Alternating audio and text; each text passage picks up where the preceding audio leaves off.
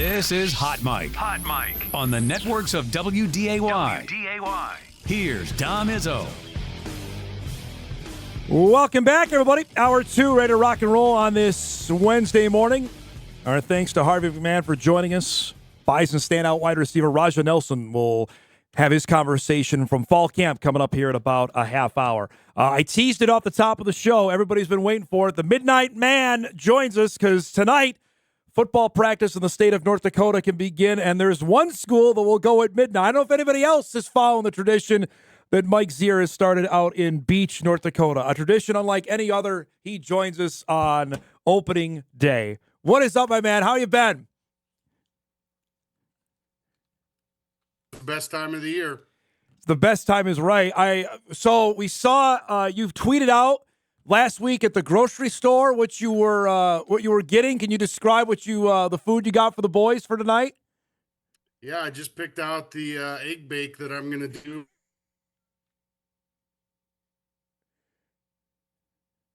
This kid actually there you go.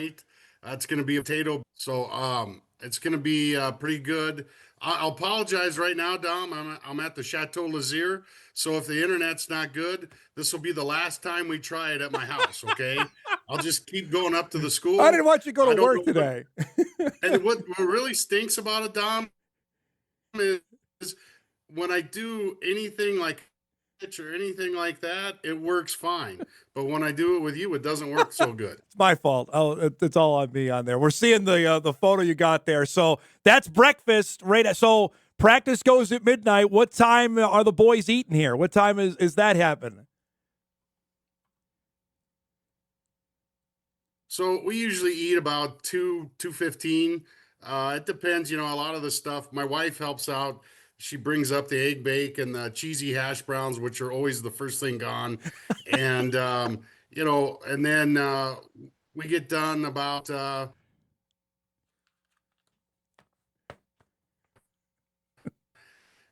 3:30.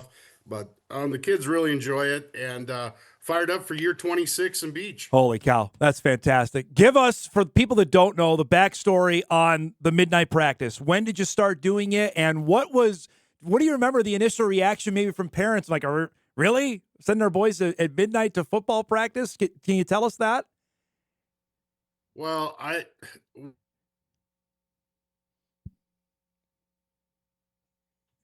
we did it early in the early 2000s. Then, my assistant coach, Mark Goldberg, said, get it back. And now I think if I got rid of it, we couldn't. But I kind of put a disclaimer in there because we have kids that come from 30 miles north of town, some 30 miles south. It's like, hey, I get it. If you're not going to be bunking up with someone in Beach or whatever, don't worry about it. Just come to the night practice on Thursday. But most of the kids come, they find a way, whether they just sleep on someone's couch or whatever. And then they go. Has it gotten the response from others? Have you heard? No, I don't know. There's chores to do. So has anybody else decided to do it yet? Do you know that? Has anybody else hopped on board to say we want to do the midnight practice? Well, I know in the past, Coach Kleining at New Salem has done it for years. I don't know if they're still doing it with their new staff, but there's been quite a few schools that have done it off and on. For me, logistically, it'd be tough. Like if you did it at Horace High, I mean, that's a big meal. That's a lot of kids at the streets. I mean, I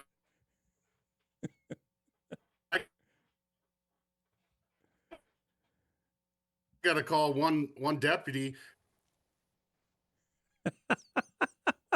Tell us about numbers this year. That's always something you're worried about. How many kids you got out for the team?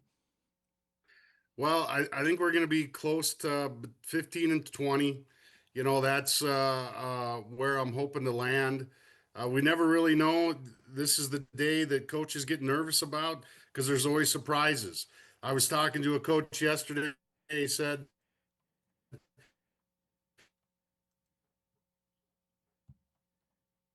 mom sent me an email, doesn't come out, who was a starter or whatever. So I'll let you know tonight. I mean, I heard one of my kids was in Chicago. I'm guessing, he probably is not going to be at practice. So we'll just see what happens. You and I have talked about this for a long time here. You're starting practice today, and then you play 2 weeks from now. Is that is that anyway feasible, or is that too short a run up, or you think, hey, 16 days, that's long enough for us to practice and then go play a football game? Well, it's interesting because the lowest level of football has the least amount of time to prepare in our Correct. country, and that's just the way it goes. Where the higher levels and everything, they play for a lot longer. But no, I think it's good. I think Coach McMahon said the best thing. You don't want to just practice for 4 weeks. You talk to basketball coaches. What do they hate about the winter break? They want a couple games mixed in there. They don't want to just practice, practice, practice. So I think it's fine. I mean, we're not uh,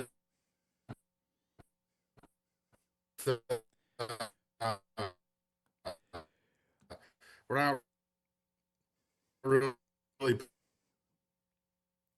playing for the Super Bowl here. So Hey, we're going to have to let you go. I want to get one last question here because your connection is just being wonky here, and I apologize. That could be on our end, too, so who knows. What's the furthest road trip you got? How far what's the longest one you got going this year? well, sorry about the connection. It's at the Chateau Lazier. I would say, we go to Lent.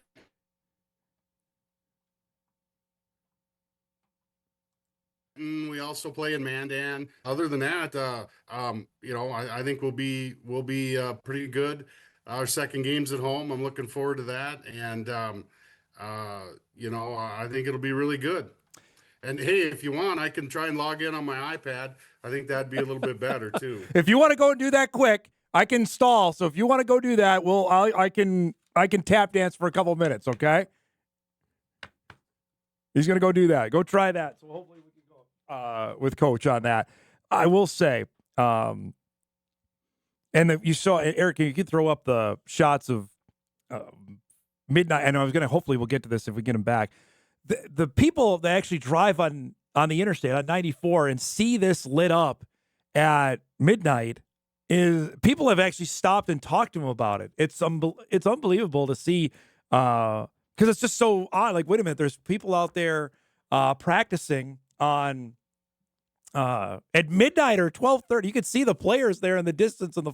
He sent this to me last year on opening night, which was just a cool deal. And I know he mentioned New Salem had done it for a little bit. Nobody around here does. And that's, to me, the biggest shame of the whole thing. Because it's one time, I know college basketball used to do it forever. Midnight Madness was a thing.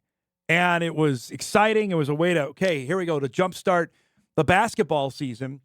For the life of me, I can't understand why nobody in football does it. And it happens, it's sporadic in other states. I know a couple in Minnesota have subscribed to it. To me, I can't figure out why nobody in North Dakota has decided not to do this more, because it's a really neat deal. And Coach he is totally bought into this over. Well, he said year 26 of him coaching. He's done this for the better part of 20 years that they have gone and done it, and it's hugely popular. I think people all around the state always ask him about it and talk to him about it and chat about, hey, this is a thing this is really neat. All right. We got you back. Hey, Dom, I'm back. I'm now in the kitchen of Chateau Lazier. So we're getting the tour of the house today.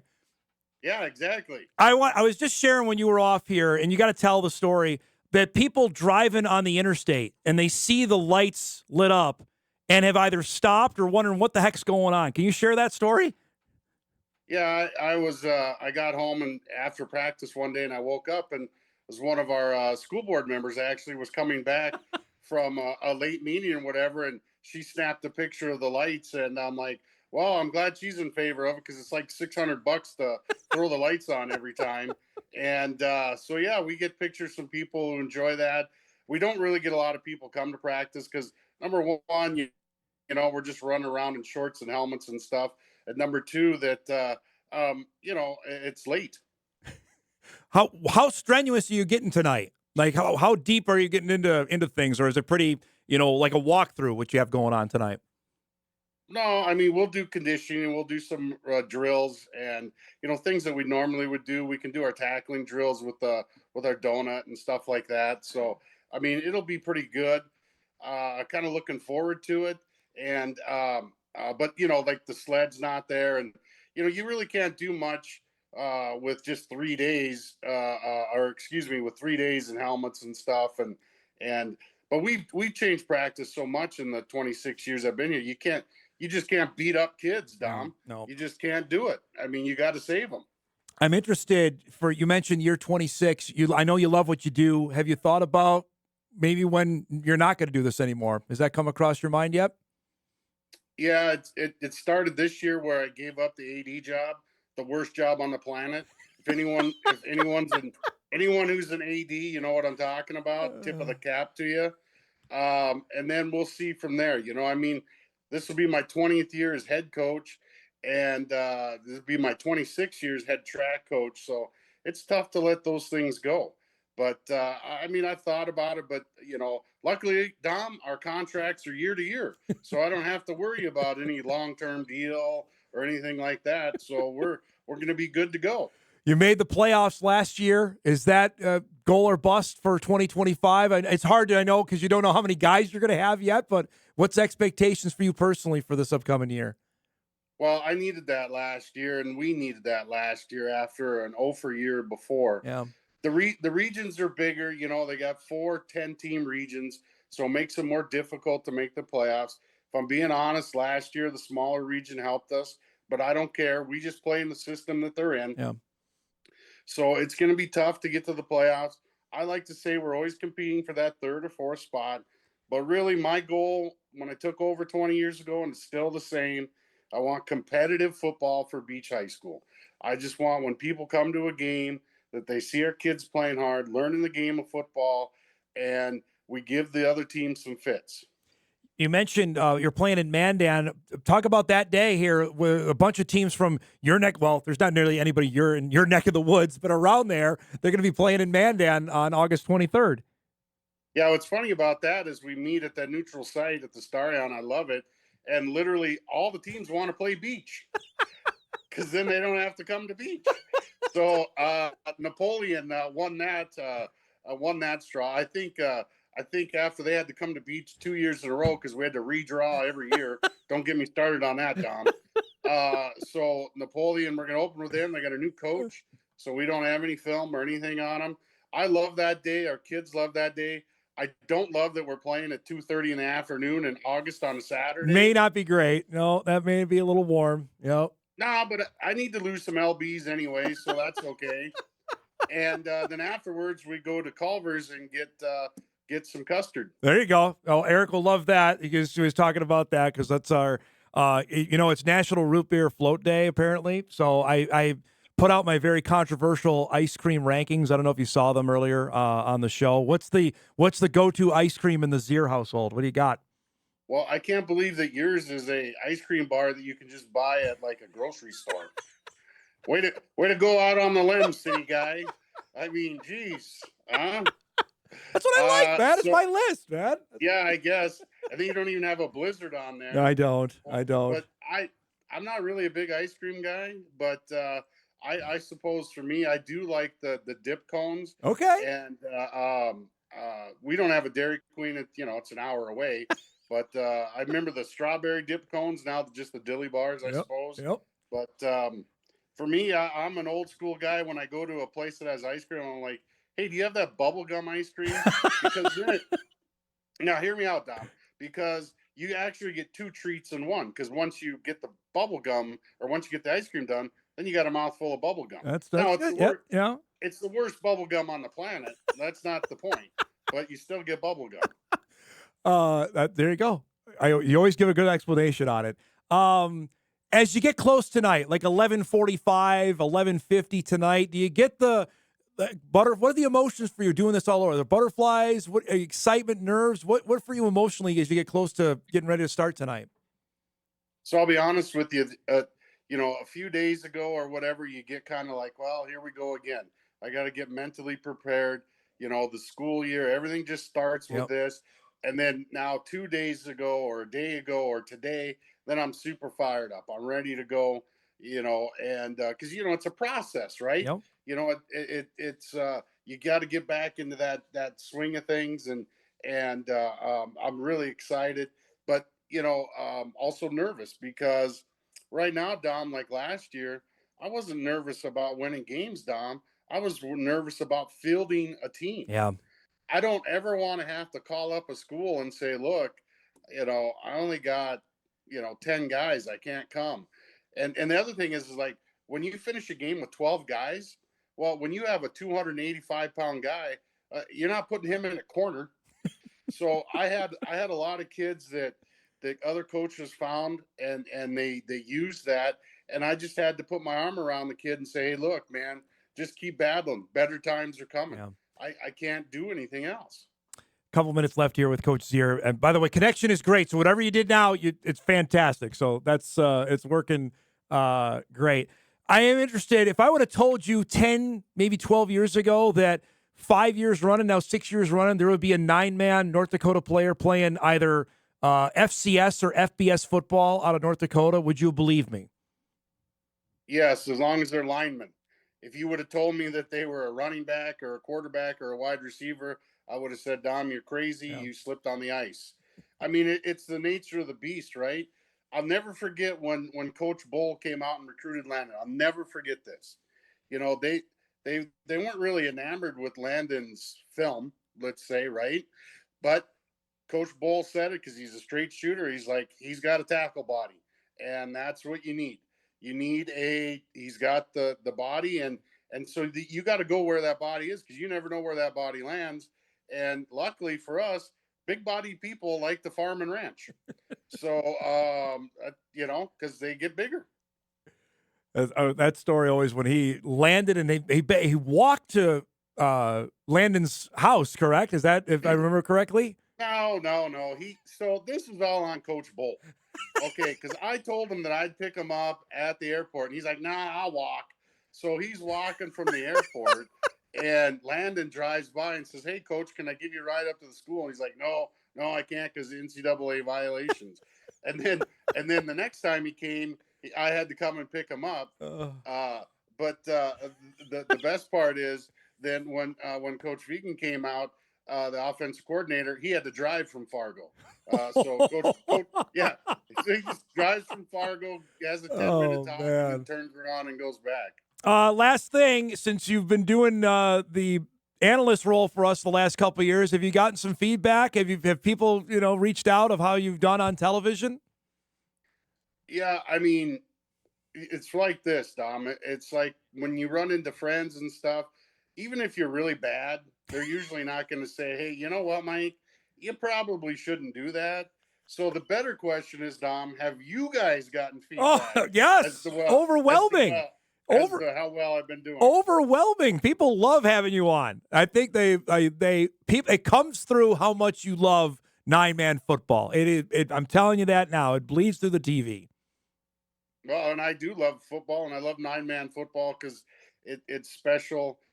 It's as close to the 11-man game as you can get and not have 11 guys on the field. Not that stuff they do in Canada with 15 guys in motion, the bigger field, and all that stuff. And, although, hey, Dom, if you went to the Canadian rules on the line of scrimmage, you couldn't have the tush push. That is true. They have the tush push every third and short. That is true. Last thing I saw at the coaches convention, which you hosted last week here in town, did you bring up the Shanley Beach football game again? So I ran into Coach Mattern, and I couldn't believe it. He was in on the Minot State session when they were talking about option and stuff, and I think he started shaking. Like he was watching it and everything, and he had to get up and leave. He couldn't. I'm like, all right, see you, Coach. And so he could only handle 10, 15 minutes of a running session. But he does a great job, and no, I don't think that rematch is going to happen. Yeah, we'll probably have to wait for that. It's great to see you, bud. Have a great time tonight. I look forward to you sending me the pictures from opening night, and we'll chat down the road, okay? All right, thanks, Dom. Sorry about the connection. No, you did it. It's great, bud. There he goes. Mike Zier joining us from Beach, North Dakota, a tradition that we do each and every year. Midnight practice. He'll be the first out of the chute tonight.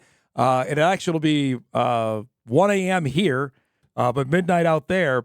for their first practice, and appreciate him getting that. So connection was great, and he got the full Zier experience there on the show this morning. All right, we're way overdue. We'll get caught up here. We got a few emails coming in. And again, Raja Nelson will join us about 10 minutes, chat about Bison Fall Camp.